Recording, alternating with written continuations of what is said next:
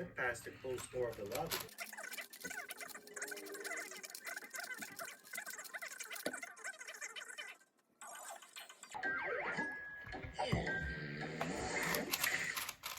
Banana Locker wants you to collect 15 golden bananas before entering Frantic Factory, but the portal is right behind him and only needs to be touched to be activated.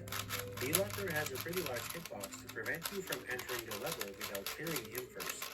He still does a laughably bad job at it though, but the common ways to get past him don't work in Frantic Factory's lobby because this pipe blocks the way to his explodable right side. Luckily, the pipe on the left gives an alternative.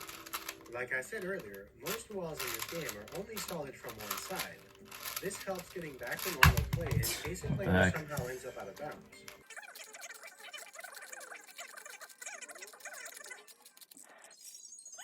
I mentioned earlier that cutscenes typically stop Kongs in their tracks. Long jumping on the last possible frame before losing control can override this momentum stop, which lets DK move during this cutscene. Wait, somehow DK is now out of bounds. What happened? When the camera switched to show Chunky, the game took a bit of extra time to load the next frame. Lag is common in DK64, sometimes a little too much.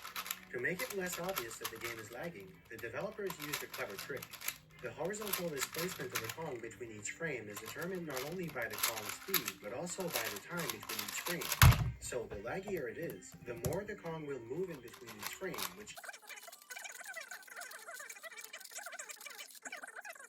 and beyond it on the next. This is known as a lag clip. It's usually done using orange grenade explosions to generate a big lag spike, but in this case, loading the storage room was sufficient.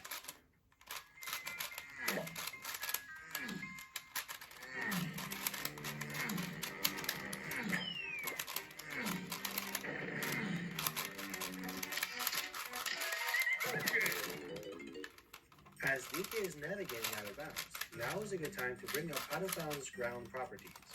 The height of the ground below the Kong is updated as we move around, but when out of bounds, there is no ground below. This means the height of the ground is never updated, so it stays at whatever height the last...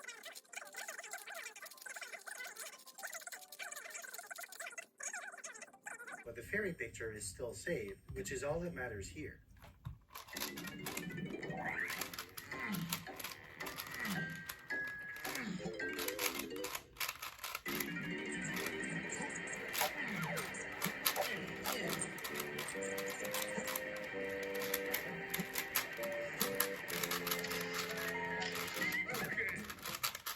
DK climbs up using a combination of skid jumps and moonkicks, both of which we've already talked about. Because he jumps and skids at the same time, DK is in the air but acts like he's skidding on the ground, so that's why he can double jump.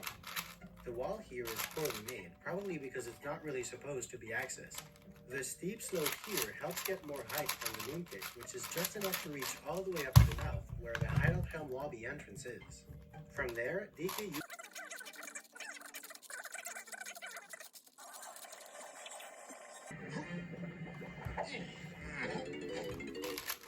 Again, because in a skid zone, DK is considered to be on the ground, he can perform ground actions like a roll.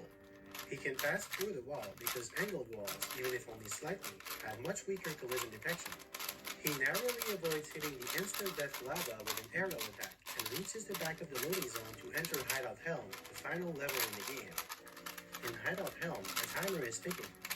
You need to shut down the Blastomatic, K-Rool's weapon, to destroy DK Isles. Within that time limit, you open the door that leads to the door that leads to the door to the level's key. But the key is always sitting at the back of the level, so there's a faster way to get there. PB average, what the heck?